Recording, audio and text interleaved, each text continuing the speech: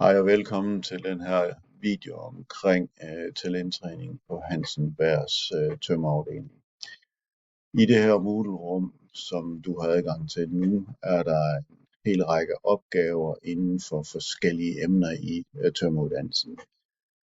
Det der er vigtigt, det er, at du er helt skarp på, hvad er du helt konkret du vil have ud af talenttræning. Hvad er det for nogle ting, du godt kunne tænke dig at blive dygtigere indenfor? Det kunne være inden for opsnøringsteknikker, det kunne være inden for materialehåndtering, det kunne være inden for værktøjshåndtering. Det er sådan set alle parametrene, der indgår i tømreruddannelsen, der man kan dygtiggøre sig herfra. Det kan også være, at du har en interesse inden for konkurrencetræning. Så det er vigtigt, at du lige har en snak med os om, hvor vil du gerne hen af med det her. Som udgangspunkt ligger der en række opgaver herinde, som guider dig hen i den retning, du gerne vil. Er det noget grundlæggende omkring opsnøringsteknikker, hvordan du kan blive skarpere omkring det, hvordan du kan få en dybere forståelse for, hvad er det for nogle mekanismer, der styrer selve opsnøringen. Så kunne det være en idé, at man lige prøver at kigge lidt på opdagelse i de her træningsopgaver 1-14, der ligger her. De her opgaver, der ligger her, de er baseret på en tysk bog, hvor man har lavet 14 opgaver, hvor man i den her bog ligesom stille og roligt kan arbejde opgaverne igennem fra en ende. Og det giver sådan set en fornemmelse af, hvordan konstruktionerne stille og roligt er blevet sværere dernede. Starter man med opgave 1, jamen så ligner det rigtig meget noget, vi kender i forvejen. Så begynder man ellers dernede og bygger mere og mere på, og man behøver sikkert være en hej til tysk for ligesom at få noget ud af det her, fordi selve konstruktionerne er stille og roligt bygget op hen ad vejen, og det bliver som sagt mere komplekst, jo længere man kommer nedad.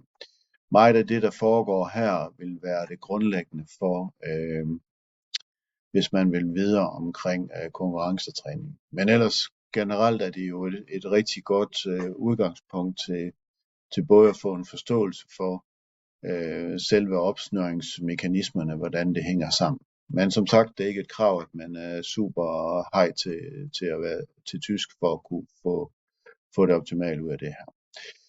Det vil i hvert fald være som udgangspunkt et godt sted at starte. Ellers så har vi jo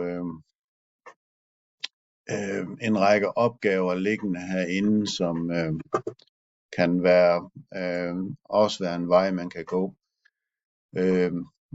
Nogle af opgaverne ligger i den ordinære uddannelse under det, der hedder påbygning, hvor man dyrker nogle af de her generelle ting omkring grader og keler. Det kan også være nogle modelopgaver, man synes, man lige vil prøve at tage fat i. Som sagt, det er dig, der styrer vejen igennem det, og vi er med som vejleder på den.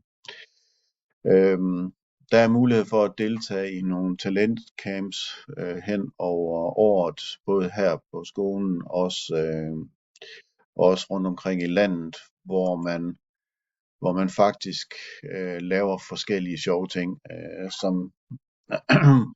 som for eksempel, hvor tingene bliver lidt mere komplekse end det, vi har vant til, men ellers generelt er det jo meget af de grundlæggende ting, som man får styr på, inden man bliver sendt afsted på de her talentcamp. Så det er en måde, hvor man kan nørde i tingene, og ikke mindst blive dygtigere til at udfærdige de her konstruktioner, som det er.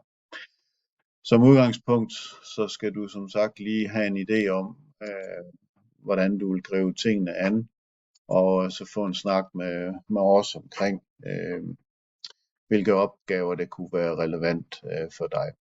Men start lidt med at gå på opdagelse i Moodle-rummet for at få et overblik over de opgaver, der er tilgængelige.